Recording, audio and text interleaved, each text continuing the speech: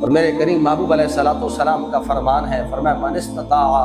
منکم ان یموت بالمدینۃ فلیمت بها فانی اشفع لمن یموت بها او کما قال علیہ الصلوۃ والسلام۔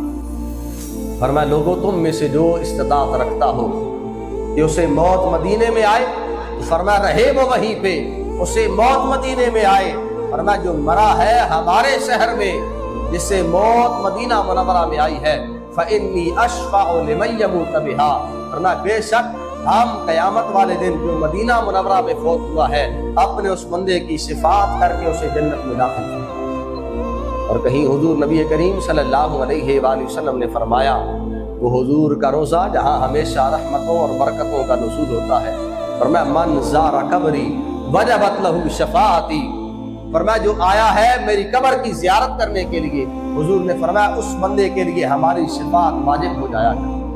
اور جس کی شفاعت حضور کریں گے اللہ کریم اس بندے کو بغیر حساب کتاب جنت میں داخل کریں۔